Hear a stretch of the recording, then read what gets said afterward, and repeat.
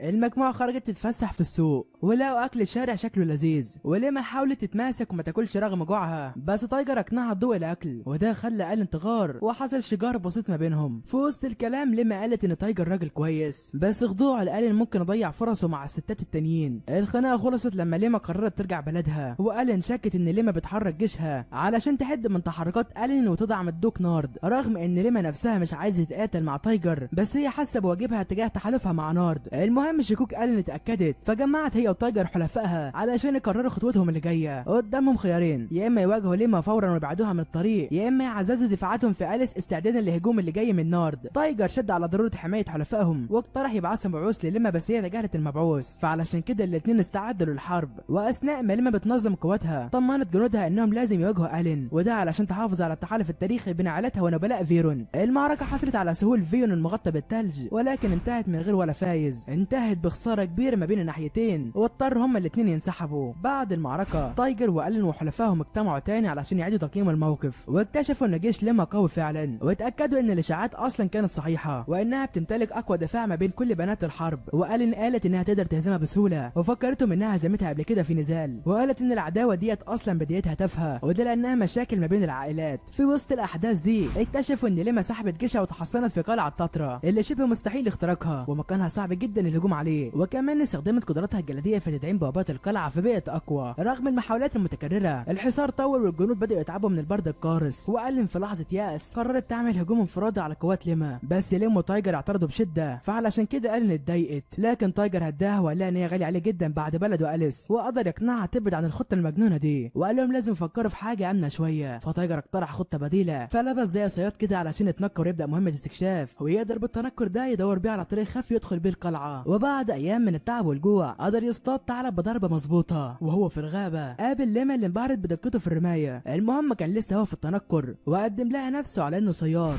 قعدوا سوا شويه على النار يشربوا شاي، وليما كانت متاثره جدا بمهاراته، وعلشان كده عرضت عليه ينضم لقواتها، ولكن هو رفض بادب وقال لها ان وراه مسؤوليات تانية. ولما حس ان في حاجه مضايقاها شجعها تفتح قلبها وتحكي له. اعترفت له انها متضايقه شويه من حمل لقب عذراء الحرب، وانها مجبوره تشتغل مع ناس مش بتحبهم، وده علشان مصلحه البلد، وفي نفس الوقت كانت بتكتم مشاعرها، وده كله علشان شرف عائلتها. تاني يوم تايجر استخدم الاثار اللي سابتها ليما، وده كله علشان يلاقي طريق خلفي للقلعه، ورجع بعدها بيوم مع الين ومعاهم الجنود، وده كله علشان يهاجموا البوابه الخلفيه. بس لما راحوا هناك لقوا الدفاعات معززه من ليما، والهجوم كان اصعب من اللي هم متخيلينه. ولما شافوا كده الين رفضت تتراجع وجريت ناحيه البوابه وخلقت اعصار عنيف عشان تكسر الحواجز، ولكن للاسف محاولتها فشلت، والرماة بدأ يضربوها بالسهام. فهنا تايجر في اخر لحظه لحقها وانقذها، وباستخدام سيفها تاني بيعمل اعصار قوي جدا بيفتح فتحه في البوابه، وبكده الجنود قدروا يدخلوا جوه القلعه. بقى الين وليما واجهوا بعض في معركه ناريه، وكل واحده بتستعرض سحرها، والدنيا هتولع يا باشا. الين هاجمت بسيفها، وليما صدت الضربات. بعدها ليما صدت مقذفات ثلجيه، والين فرعتها برياح قويه، ولما طلعت عمود ثلج ضخم كده وجهته ناحيه الين، ولكنها اتفادت الضربه بصعوبه. وبعدها هجم هما الاثنين على بعض، ووقع انفجار كبير من الرياح والثلج حفر حفره ضخمه في الارض، وهما بيستريحوا شويه من القتال. الجنود بتوع الين كانوا عايزين يتدخلوا، لكنها قالت لهم يوقفوا، وده لانها واثقه ان النهايه قربت. وفجاه مختال هجم على الين وليما، ولكن تايجر ضربه بسهم في دماغه وقتله، وكان مش معروف من هدف القاتل. ليما استغربت من تدخل تايجر، وفهمت ان الصياد اللي شربت معاه الشاي. شكرته وسالته ليه انقذها، فرد عليها وقال لها ان هو بيرد الجميل بس عشان هي ضيفته وعملت له شاي دافئ كده وكان طعمه حلو. اتاثر جدا بكلامه وسالته عايز ايه في المقابل، فطلب منها تفضل محايده كده في الحرب الاهليه اللي شغاله في فيرون، وقال لها ان هو كان يتمنى يتحالفوا، بس فاهم ان هي مش هتكسب حاجه من كده، فوافقت ليما على الحياد، وعلى طول سحبت دعمها من عند نارد. ورغم ان ليما بقت محايده، نارد زود الصراع اكتر وبدا يستعين بفرسان المملكه، ومنهم رونالد اللي كان معروف انه واحد من اعظم الفرسان في فيرون، وما اتغلبش من يوم ما بقى فارس عنده 13 سنه، وسلاحه هو كنز المملكه دورا. وبعد شهر من معركه ليما تايجر رجع لفيرون ومعاه جيش من 5000 فارس من مملكه زهكتيت، وكان جايب دعم عسكري من اقاليم جنبهم. انشا قاعدته في منطقه تحت سيطره دوك نارد، وتحالفوا مع لين والباقي اتسمى بعاصفه النيازك الفضيه. وليم سخرت من الاسم ده وقالت انه اسم يناسب طفل عنده 5 سنين مش جيش في معركه. في وسط اجتماع استراتيجي فجاه عرفوا ان خناقه بسيطه حصلت بين الجنود، وده سبب توحيد قوات مختلفه، فبقوا وبداوا يتخانقوا على حاجات تافهه كده زي شكل السحاب. ولما الملك في فيرو ما كانش بيرد، تايجر راح لمنطقه اسمها سونير في النص، وده علشان يشوف في ايه، بس ما وصلش لحاجه مهمه. وواحد من حلفائه اقترح عليه يرتاح في مركز ترفيهي محلي، ولكن تايجر فضل يقعد على جنب على ضفه نهر. وهناك قابله صوفيا اللي كشفت عن نفسها انها واحده من عذار الحرب السبعه، وجايه بامر من الملك علشان توضح موقف المملكه من صراع فيرون. فهنا صوفيا قالت ان مملكتهم رسميا ملهاش دعوه بالحرب، وان الين اتصرفت من نفسها كمرتزقه، وانها ما قدرتش توصل الملك في فيرون بسبب مرضه الشديد. وصوفيا كمان قالت لتايجر انه رسميا بقى متهم بالخيانه واتسحب منه كل القابه، وان اليس مباشره بقت ملك للملك وهيتم ادارتها بواسطه حاكم جديد. المهم في حد من العاصمه اتقابل مع الين وطمنهم على تايجر، وقالت لالين ان مفيش حاليا اي عذراء حرب تانية بتخطط تتحالف ضد تايجر، وده خفف قلقهم من مواجهات جبهات كتيره في نفس الوقت. بس الوضع اتأزم اكتر لما فرسان المملكه بقياده رونالد المعروف بالفارس الاسود بدأوا يتحركوا ناحيه مكانهم ومعاهم اوامر يقبضوا على تايجر. ورونالد سمعته مرعبه وسلاحه نفسه كنز وطني. وتايجر قعد مع حلفائه يتناقشوا في الخيانه المفاجئه من الملك، ومش فاهمين ليه الملك قرر يهاجمهم فجاه كده ويسيب تحالف نارد مع جاين. ومع انهم حاولوا يوصلوا لرونالد، بس كل الرسل اللي راحوا هناك اترفضوا. ومع التهديدات اللي بتزيد وفهمهم ان العاصمه بقت ضدهم، تايجر وجماعته قرروا يطلبوا دعم من جيش زي هكتيد، وده علشان يواجهوا الهجوم اللي جاي. ولما بدات المعركه، رونالد اللي كان بيقود الهجوم نزل ضربه قويه جدا لقوات تايجر، وقال حاولت تواجهه بنفسها ولكن اتغلبت بسرعه واترمت من على الحصان. وبعد تبادل بسيط الجنود بتوعها حاولوا ينقذوها، بس رونالد قطعهم بالسيف بتاعه كده بضربات سريعه وقويه، وده اصلا قبل ما تلحق تناديهم يرجعوا. والمعركه كانت بتسخن، ورونالد اعترف انه بقاله كتير ما قابلش حد زي الين يقدر يتحداه بجد. الين فهمت ان هي محتاجه تستخدم القوه الكامله لسيفها، بس قبل ما تفعل قدراتها تايجر رمى سهم في السماء. رولاند افتكر انه التصرف غبي، ولكن اتفاجئ لما السهم جه في الحصان بتاعه ومات على طول. في وسط الفوضى دي تايجر قدر يسحب الين بعيد، بس اتصاب بجرح عميق في صدره. وقبل ما جيش رونالد يقفل عليهم، صوفيا ظهرت وقالت لتايجر والين يهربوا وهي هتتصرف، وعلى طول استخدمت تعويذه اسمها فارا وخلقت حاجز نور قوي كده ومتين. وشويه من جنود رونالد متهورين هجموا على الحاجز واتسحبوا جواه هم واحصنتهم. رولاند وصل وسال اذا كان الحاجز ده ساحر، وكان واثق ان مفيش اي حاجز يقدر يوقفه. ولما سحر الحاجز ده بدا يضعف كسره بضربه واحده، ودخل في قتال عنيف مع صوفيا. ولكن بعد شويه صوفيا اختفت بعد ما قالت تعويذه، بس قدرت تخلي رولاند يتاخر كفايه لحد ما تايجر والين يهربوا. رولاند في الاول ما كانش فاهم صوفيا عملت ليه كده، بس بعدين استوعب انها كانت بتشتري وقت علشان تايجر والين يهربوا. وفي اللحظه دي جاله تقارير ان القوات اللي وراه تعرضت لهجوم مفاجئ من تعزيات بقياده ماشيس. ولما رولاند حس بتغير الاستراتيجيه، امر الجنود على طول ينسحبوا ويوقفوا المطارده. ورولاند بدا يفتكر لقائه مع الدوق جاين اللي قال له ان الملك تعبان وما ينفعش يقابل حد حتى لو كان رولاند نفسه، واصر ساعتها ان رولاند يخلص على تايجر وجماعته، وقال له ان ده امر مباشر من الملك. بس دلوقتي رولاند بدا يشك في نوايا الدوق، وكان مصمم يعرف الحقيقه. رولاند قرر يخلص الحمله ضد تايجر بسرعه ويروح على طول يقابل الملك بنفسه مهما كانت العقوبات، وبيعمل كل ده علشان يفهم الوضع الغامض اللي بيدور في المعسكر. بقى حاله تايجر كانت بتسوء، وده لان الجرح بتاعه كان خطير. لما سالوا ماشيس عن اللي حصل في العاصمه، قال لهم ان هو ما قدرش يقابل الملك بسبب مرضه، بس لما قدر يدخل القصر بسريه اكتشف ان القصر فعليا تحت سيطره الدوقين نارد وجاين. وفي اجتماع سري رئيس الوزراء بدوين وراه حاله الملك المتدهوره، وكان الملك حالته زي العيال الصغيره كده وبيلعب المكعبات، وده كان بسبب حزن شديد على وفاه ابنه في المعركه الاولانيه لو فاكرينها. المهم ان نارد وجاين استغلوا ضعف الملك وده علشان ينفذوا خططهم ويظهروا تصرفاتهم على انها اوامر ملكيه، وخلوا رونالد يهاجم تايجر بنفس الطريقه. وبعد الاكتشاف ده ماشيس اتعرض لهجوم من مجموعه قتله، والظاهر ان واحد من الدقات بعتهم، بس صوفيا كانت قريبه ساعتها وساعدته يتغلب عليهم في الوقت المناسب. وبسبب اصابه تايجر الين خدت القياده وراحت طمنته وقالت له انها تتولى القياده لحد ما هو يتحسن. وبعدين اتكلمت مع صوفيا اللي بالرغم انها مبعوثه دبلوماسيه وعدت انها تدعمهم في المعركه اللي جايه، وفعلا شاركت. وفي نفس الوقت ده رولاند كان بيتكلم مع فارس ملكي تاني، واكتشفوا ان نارد هو السبب الرئيسي في بدايه الحرب، وانه هو اللي هاجم اليس من غير سبب. ورغم كده قرر ان هو ما يوقفش الحرب، ودي بحجه ان جيش زيكت كان لسه بيمثل تهديد داخل المملكه، والجنود المصابين والمرضى فضلوا في المعسكر، وقوات التحالف اتحركت للمعركه. ومع الفجر تمركزوا في الجنوب، وجيش رولاند كان قدامهم على شكل هلال. خطه رولاند كانت هجوميه من 3 جهات، الجهه الاماميه تواجه من الامام، والجهه الثانيه تهاجم من الجنب، والثالثه تساعد اي جهه تواجه مقاومه. المهم في الوقت ده تايجر فاق في المعسكر ولاحظ ان القوس بتاعه بينور بشكل غريب، وكانت تيتا واقفه جنبه، والقوس المسحور قاد المعبد معزول مخصص للملاك ترول ملاك الليل والظلام والموت. تايجر كان مش فاهم ليه القوس دوت جابه هنا وسال عن السبب، وعلى طول الملاك استحوذ على تيتا، وبنكتشف ان تايجر اتصاحب المكان هنا، وده مش بسبب نداء منها ولكن عشان هو كان بنفسه بيدور على القوه. والملاك عرضت عليه قدرات اقوى لو قدر ينجح في الاختبار، وكان الاختبار عباره ان هو يضرب تيتا بسهم، وتايجر شحن السهم بالقوه الجديده اللي اكتسبها وهاجم فعلا، بس قدر يفرق طاقته قبل ما يوصل لها، وده كله من غير ما يأذيها. الملاك اتبهرت بتحكمه في نفسه ومهاراته، وكمان اديته القوه الجديده. وبقدراته الجديده تايجر رجع بسرعه لساحه المعركه، وكان مصمم ان هو يقلب كفه المعركه ديت لصالحهم. وهناك الجنود استخدموا طريقه ذكيه كده وغيروا مسار النهر باستخدام شكارات رمل، وقدروا يحولوا الارض لساحه موحله كده تبطئ العدو، وده فعلا هيخليهم يقدروا يكسبوا. ولما بدات المعركه الين شدت رونالد بعيد عن جيشه، وهي وصوفيا دمجوا قوه الرياح والنور وحاولوا يهزموه. في البدايه ظهر انهم نجحوا، ولكن رونالد بسيفه المرعب قطع سحرهم بكل سهوله، وده اللي فاجئهم جدا. ورونالد كان مصر يخلص المعركه بسرعه، واما تايجر وصل في اللحظه اللي كان رونالد بيقرب فيها من الين وصوفيا، وقدر يسيبه من بعيد على الدرع، وده ابطأه شويه. والين وصوفيا شرحوا ان اتفاقهم مع تايجر كان بس لهزيمه نارد، وان بعد ما يقبضوا فلوسهم على طول هيرجعوا لمملكتهم. وشجعوا رونالد انه ينضم ليهم ضد نارد، ولكن هو رفض وقال ان هو مش هينفذ غير اوامر الملك المباشره. ولما المعركه اشتدت، تايجر رغم جروحه حاول بكل قوته يصوب على رونالد باستخدام قوته الجديده، ورونالد حاول يصد الهجوم بسيفه، وفعلا صد الضربه الاولى، ولكن التصادم كان عنيف جدا لدرجه ان هو عمل انفجار كبير وخلى حفره ضخمه في ساحه المعركه. وبالرغم من كده رولاند فضل واقف، بس بعدها انحنى فجاه من الالم، وده لانه اتصاب بشلل مفاجئ في دراعه بسبب قوه التصادم. تايجر هو كمان وقع من التعب وجروحه، وبعد استسلام رولاند المفاجئ قوات العدو انسحبوا بعد ما خسروا اكتر من نصف جيشهم. ودلوقتي جيش تايجر بقى جاهز يواجه نارد بشكل مباشر. وتاني يوم الفرسان كانوا بيجمعوا جثث اللي ماتوا في المعركه، وده علشان يجهزوا مقبره جماعيه. ورولاند بعد ما عرف حقيقه خيانه جاين ونارد قرر يصلح اللي حصل ويضمن لتايجر ان هو يقابل الملك وجها لوجه، رغم التحذيرات من خطوره المحاوله، خاصه بعد اللي حصل لماشيس لما دخل القصر بالعافيه. رولاند كرم تايجر واداله سيفه الغالي، ودي كعلامه على التزامه بقضيته. وبثقه وتصميم رولاند انطلق للعاصمه علشان يواجه اللي بيحصل هناك.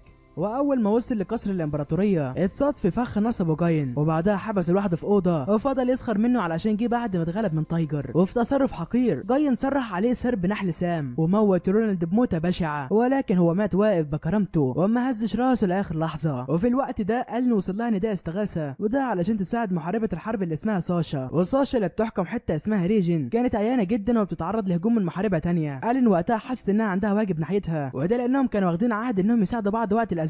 وفي زياره قريبه الين شافت ساشا في حاله صعبه جدا وكانها شبه ميته، بس سلاحها بيعترف بيها كقائده، وده خلاها تكمل دورها رغم مرضها الشديد. وعلشان كده الين استعدت تساندها ويمكن كمان تحارب مكانها. وفي نفس الوقت صيفا رجعت لمملكتها وتايجر شكرها على مساعدتها. وبعد الظهر بالدي ركع قدامه، وده علشان يعلن ولاءه ليه، بس الجو اتوتر شويه، وده لما سمع خبر اعدام رولاند. والكلام ده زود التوتر في العاصمه بشكل كبير، والاعدام كان بامر جاي من غير ما ياخد راي نارد، وده خلاهم يقلقوا من تهديدات ممكن تيجي من الغرب اللي بقى دلوقتي من غير اي فارس يحميه. وجاين اللي ما كانش فارق معاه العواقب بلغ نارد ان جيش مياو بيتقدم على حدود الجنوب من ناحيه البر والبحر، ونيتهم انهم يستعبدوا الناس هناك. مياو كانت معروفه بتجارتها في العبيد، وجيشهم فعلا بدا يهاجم كيروز وياخد الناس اسرى. وردا على اللي بيحصل نارد قرر يقسم جيشه، وقال انها بعت 7000 جندي هيروحوا على الحدود الجنوبيه ويصدوا تقدم مياو، والباقي اللي حوالي 13000 جندي هيفضلوا في العاصمه هنا، ودول هيكونوا غطا الحمايه. ولكن في الحقيقه كانوا هناك علشان يراقبوا جاين اللي بدا يجمع القوات على الحدود الشماليه. وفي الوقت ده تايجر ما كانش بينام حرفيا من التفكير والتخطيط، وتيت الخادمه بتاعته جابت له اكل وطلبت منه يرتاح شويه، ووعدته انها تفضل وراه بشرط انه يرجع لهم بالسلامه. وبعدها بالدي سالوا عن فرص الفوز، وتايجر بكل صراحه قال ان هم متغلبين عدديا بنسبه 20-1. وبعدها راح استشار ماشيس والناس اللي حواليه وطلب مساعدتهم في المعارك اللي جايه. واثناء مهمه استطلاع مع بالدي وكان متطوع، تايجر شاف بعينيه المعامله الوحشيه للاسرى وتاثر جدا، وقرر ان انقاذهم هيكون اولويه. واثناء المهمه انقذ تايجر واحده من الاسرى اللي كانت بتهرب من جنود مياو، وهداها وقال لها انها دلوقتي بامان، وعرفها بنفسه على انه من فيرون، وده علشان تطمن شويه. وبعد كده تايجر اتقابل مع الفارس الملكي جيرالد اللي استخدم خبرته في الاستراتيجيات والامدادات، وده علشان يساعد في وضع خطه لانقاذ الناس من مياو. وجيرالد وقتها حسبها ولقى انهم ناقصين مؤن ورجاله، وكمان في احتمال ان مياو يستخدم الاسرى كدروع بشريه، فعلشان كده الهجوم المباشر هيكون خطير. وعلشان كده تايجر حط خطه ذكيه وبعت مجموعه من 200 فارس يستفزوا العدو من جنب واحد، وده خلى قائد مياو يبعت 3000 جندي منهم رماة وسهامين، وده علشان يخلصوا عليهم. ووقتها فرقه تايجر الصغيره سحبت الجنود دول لممر ضيق كده ومختار بعنايه ونهايته كمان مسدوده. وهناك كانت قوات تايجر الاساسيه حوالي 2000 جندي كانوا هناك مستنينهم في كمين. وقتها الجنود بتاع مياو اول ما وصلوا هناك اتفاجئوا وما قدروش يتحركوا، ولما جنود مياو شافوا حجم جيش تايجر حاولوا يهربوا، بس كان فات الاوان. جيش تايجر هزمهم بسرعه، وبعد المعركه جمعوا ذخيره العدو واستخدموها للجنود وبدا يجهزوا للمرحله الجايه. وتايجر بدا يعمل هجمات صغيره تضعف جيش مياو تدريجيا، وبعد وبعد شويه كمان ناجحه عدد العدو قل من 20,000 ل 18,000 جندي. جنرال جيش مياو بالمناسبه اسمه كاشم رد بوحشيه وقعد المدنيين من فيرون، وده زود التوتر شويه، وبعدها بعت 3000 جندي مره واحده عشان يواجهوا تايجر، وهو كان عارف ان تايجر مش هيواجههم بشكل مباشر، ولكن تايجر خالف التوقعات وواجههم بس ب 600 جندي. وكاشم سخر من تايجر، وده علشان تايجر قائد جيش وهو اصلا رامي سهام، وقال ان الرومان ملهمش اي قيمه، ولكن تايجر رد وقال ان هم يستاهلوا العقاب على اللي عملوه في المدنيين. وكاشام امر الرومان يضربوا تايجر، ولكن فجاه سمع صرخات من فوق الجبال، وكان في دعم كبير جاي يساعد تايجر. وكاشام اتفاجئ في وسط الفوضى، وعلى طول تايجر استغل الفرصه دي وضربه بسهم في راسه ومات، وموته سبب فوضى، والعدو هرب كمان، ولكن جيش تايجر ما سابهمش وجار وراهم. بعد كده تايجر حرر اهل فيرون اللي كانوا اسرى، وشويه منهم كانوا زعلانين لانهم اتاخروا في انقاذهم، ولكن بنت صغيره قربت منه وشكرته، وده علشان هو انتقم لوالدها وحررهم. ورغم ان الخسائر كانت قليله لكنهم كانوا ناقصين تموين ولازم يستريحوا. واما جيش مياو خسر اكتر من ربع قواته، ولكن وصل لهم ان في 40,000 جندي تانيين جايين في السكه، وشويه منهم وصلوا فعلا. وبعدها تايجر خرج بكتيبه فرسان، وده علشان يواجه اول موجه، وحاول يستخدم الرياح علشان يقوي سهامه، ولكن ما كانتش كفايه. وفجاه شاف جيش طلع كده من التلال وافتكرهم العدو، ولكن ما كانوش اعداء ولا حاجه. طلعت لما ومعاها تعزيات من مملكه زيكيتيت بكامل قوتهم، وفي الوقت ده الين وليم وصلوا لساشا عشان يساعدوا، ورغم حالتهم الصحيه السيئه ولسه التنانين بتاعتهم شايفه المملكه، فعلشان كده هي مضطره تكمل. ساشا قالت ان اليسيا جايه تهجم عليهم انتقاما من حادث قراصنه قديم، والين وعدتها تحمي منطقتها باي ثمن، وبدات تحكي لها عن تايجر. وساشا قالت لها انها بتتمنى تقابله في يوم من الايام. وفي نفس الوقت قائد جيش مياو سمع اشاعات عن عذراء الحرب اللي بتعاون تايجر، وبدا يفكر يتحالف معاها لو كانت جميله، لان الجمال هو اللي هيساعد في التعاون، ولو هي مش حلوه ممكن تقل فرص التحالف. وفي المعسكر تايجر اتكلم مع ليم عن التحالف، وكان باين عليها فعلا محتاجه التحالف ده، وده خلاها تتحول من حليفه لمرشده، وعلمته ازاي تفاوض بثقه. وفي الاخر وافقت تديله 4000 جندي. في اللحظه دي تايجر عرف ان واحده من الاسرى مش بتاكل، فراح بنفسه ياكلها، بس هي طلبت منه اكله هو، وقالت انها اسمها راين، وطلبت منه خدمه صغيره كده قبل ما يسافر. في نفس الوقت الين قادت قوه موحده علشان تواجه اليسا في الشمال الشرقي، واليسا دي كانت معروفه بعينيها المختلفين في اللون. المهم قبل ما الين تمشي ساشا نادت على ليم وقالت لها تحمي الين، وقالت كمان ان حمايه التنين مش كفايه، واهم حاجه ولاء الاصدقاء. ولما بدات المعركه ليم حاولت تنضم لالين في الصف الاول، لكن هي قالت لها تفضل تقود الجيش لان بس اعذار الحرب يقدروا يواجهوا بعض. المهم بعد كده الين نزلت من الحصان وراحت وقابلت اليسا في اطراف المدينه، وده علشان يتواجهوا في مبارزه حاسمه كده. وهنا الين استخدمت سيف الرياح، واليسا استخدمت صوت فيه كهرباء، والمعركه اشتدت ما بينهم، واليسا ضربت الين بالكهرباء وقعتها، بس قامت بسرعه، وبعد معركه عنيفه قدرت تغلب اليسا وخلتها تستسلم. ورغم ان الين كانت عايزه تكمل وتنتصر بالكامل، بس هي وقفت لما اليسا حذرتها ان استمرار القتال ضياع وقت، خاصه وان الحرب مع تايجر بتزيد. اليسا قالت ان جاين ونارد ممكن يكونوا بدأوا يتحركوا فعلا ضد تايجر اللي مش معاه اصلا جيش كفايه ضد جيش مياو الكبير. وكملت اليسا كلامها وعرضت هدنه، وقالت كمان هتسحب قواتها من هنا، واتفقوا ما بينهم يعملوا اتفاق لمده سنه على السلام. وهنا فعلا الين وافقت، بس طلبت من اليسا تعتذر لساشا عن الهجوم. المهم بعد ما اتفقوا الين رجعت بسرعه لهناك، وبعدها قعدت تنظم قواتها، وده علشان تتحرك ناحيه تايجر. وفي نفس الوقت كانوا بدأ يخططوا انهم يواجهوا عدوهم اللي اسمه باروس اللي كان معروف بذكائه الحربي. ومع تعب القوات قرروا ينهوا الحرب ديت في معركه حاسمه. ليما اقترحت يستخدم القوس السحري، بس تايجر متردد، وده لانه لسه مش بيتحكم فيه بشكل كويس، وغالبا بيتعب جدا بعد ما بيستخدمه، فعلشان كده قرروا يستخدموه كحل اخير. وليما عرضت خطه استراتيجيه، وعرضت عليه اقتراحين، يا اما يستهدف القائد يا اما يضربوا خطوط الامداد، بس نظرا لقوه جيش باروس ضرب الامداد هيكون صعب جدا عليهم، واستهدافه شخصيا كمان خطر. وبعد تفكير طويل ليما اقترحت خطه حلوه، بس عيبها ان مخاطرتها عاليه جدا، ولكن الخطه دي لو نجحت ممكن تقلب النتيجه. وفي الوقت ده مبعوث من ليما وصل برساله جديده اللهجه لباروس بيستنكر فيها غزوه، وبيطالبوا ينسحب من اراضي فيرون. ورغم ان باروس اعترف ان عند ليما وجهه نظر، لكنه رفض ينسحب لمجرد كلام من عذراء حرب، وبدا يجهز قواته ووزعهم على 7 وحدات، وده علشان يخليهم اسرع في الرد على اي هجمات مفاجاه. وبعد كده بيروح لمعركه كبيره جايه من قوات تايجر وباروس، وجيش تايجر اخذ مواقعه، وفي التوقيت ده بدا التلج ينزل، ودي كانت اشاره لبدء المعركه. الكشافه بتاع باروس بلغوا ان تايجر محصن دفاعاته كويس وعامل تحصيناته على التلال، وكمان في اعلام كتيره مرفوعه بتدل على وجود تحالف بين جيوش مختلفه. ورغم الهجمات اللي شغاله القوات مش عارفين يحققوا اي تاثير كبير. الرماة بتاع تايجر ادائهم كان ضعيف وما كانش فيه اي اصابات، والكشافه لاحظوا ان وجود شويه رماح قليله، فعلشان كده افتكروا ان قدامهم عدد قليل جدا من القوات، فهنا راحوا اخذوا موقع استراتيجي فوق تله قصيره كده من التلال وخلوها زي قلعه مؤقته، وده خلاهم يقدروا يعملوا خط دفاع قوي. وفي اثناء كده جيش باروس افتكر غلط ان في تله ما فيهاش حد، وده بسبب التلج اللي كان مغطيها، فباروس بكل ثقه حط 4 وحدات من ال7 عند القاعده بتوعه، وده علشان يحاصروا المكان. وبعدها بعت الوحدات الباقيه علشان يطردوا اللاجئين اللي كانوا بيهربوا حسب اعتقادهم، وكان ناوي يستخدمهم كرهائن. بس اللي حصل ان اللاجئين دول طلعوا فخ واتبختوا من قوات تايجر، وجيش ليما اللي طلع فجاه من التله الثانيه اللي كانت باينه انها فاضيه. رومات باروس رموا وابل من السهام على المهاجمين، ولكن لما بسرعه عملت حاجز سحري حول السهام ديت لقطع تلج، فده بطل تاثيرهم، وبكده قدروا يفتحوا لتايجر فرصه انه يضرب كام جندي كده من العدو بالسهام بتاعته. ولما وصل خبر الكمين لباروس ما عملش اي حاجه وما توترش، لانه كان متوقع تكتيكات قويه من لما بسبب سمعتها، ولكنه ما كانش يعرف ان اللاجئين دول في الحقيقه كانوا 2000 جندي متنكرين. وكمان شن هجوم مفاجئ ومدمر على الفرقه الخامسه، واللاجئين الحقيقيين وافقوا على خطه تايجر، وده بعد ما اقنعهم وضمن لهم الامان.